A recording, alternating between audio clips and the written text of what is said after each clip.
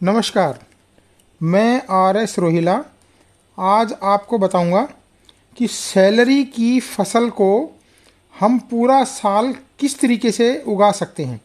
तो ये देखिए, ये आपके सामने सैलरी की फसल है। इस सैलरी की फसल को हमने मार्च के फर्स्ट वीक में लगाया है, क्योंकि पहली जो नॉर्थ इंडिया में पहली जो फसल लगती है सैलरी की, वो अक्टूबर के महीने में लगती है।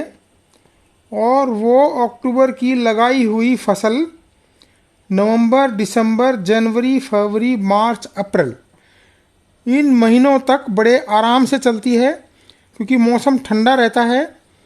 लेकिन सामने जो गर्मी आ रही है वो उन दिनों की लगाई हुई, अक्टूबर की लगाई हुई फसल को रोक देती है और वो टेसल फेंक देते हैं, बीज बनाने के लिए स्टैक्स फेंक देते हैं और बीज बनना मई के महीने में चालू हो जाता है।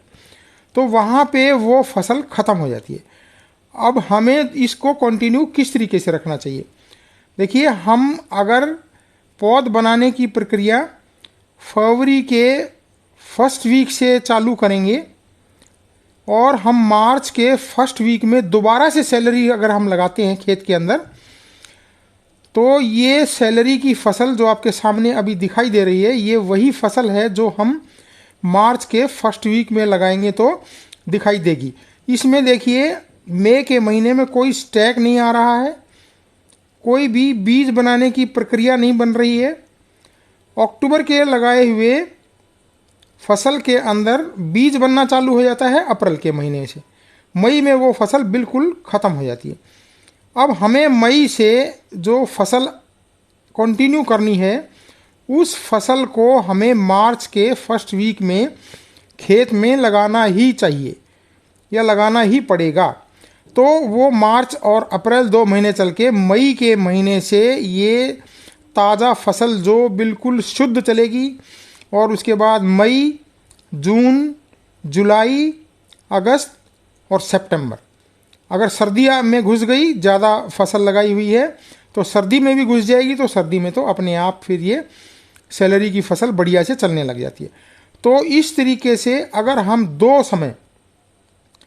दो टाइम पर अगर हम सैलरी की फसल को लगाएंगे, एक उधर सितंबर के फर्स्ट वीक में इसका बीज डालें, पौध बनाएं, नर्सरी बना के अक्टूबर के फर्स्ट वीक में खेत में डालें, तो वो फसल आपको मई तक चलेगी, अप्रैल एंड तक वो फसल चलेगी। ये देखिए कितनी अच्छी फसल चालू हो रखी है।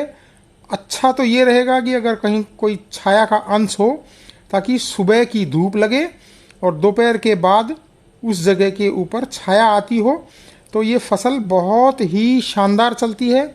आप मार्केट में कंटिन्यू सप्लाई दे सकते हैं।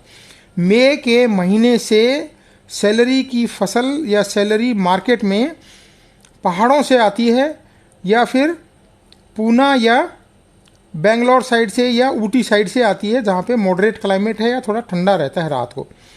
लेकिन नॉर्दर्न प्लेन्स में अगर आप यहीं सैलरी उगाते हैं तो आपकी ट्रांसपोर्टेशन बचती है और आप फसल भी फ्रेश ताज़ा दे सकते हैं। दूर से आई फसल कमज़ोर पड़ जाती है, ढीली भी पड़ जाती है, डिहाइड्रेट हो जाती है और बासी भी हो जाती है। देखने में आपको लगेगी जैसे 1 या 2 दिन पुरानी है ये, तो जो कि मार्केट पसंद नहीं करती है। तो इस तरीके से अगर आप 2 समय फसल लगाते हैं तो आपको हर हालत में पूरा साल कंटिन्यूटी बनी रहेगी।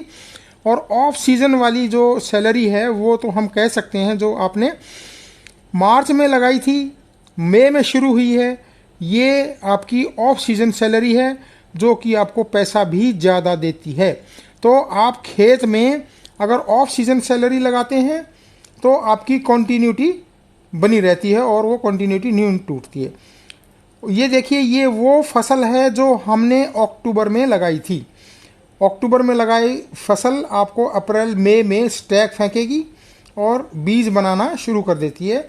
वो आप बीज कलेक्ट कर सकते हैं अगले साल की प्लांटेशन के लिए, अगले साल की सोइंग के लिए। तो इस तरीके से आप एक अच्छी कंटिन्यू फसल ले सकते हैं, थोड़ा सा ध्यान देकर ताकि आपकी सैलरी पूरा साल मार्केट में जा सके और आप एक अच्छा पैसा इस सैलरी की फसल से कमा सकें। तो सैलरी की खेती कीजिए और अच्छा खासा पैसा कमाइए। तरकीब मैंने आपको बता दी है, आप इसकी कोशिश कर सकते हैं ताकि आपको पैसा ज़्यादा मिले और खेत में आपकी फसलों की कंटिन्यूटी भी बनी रहे। धन्यवाद।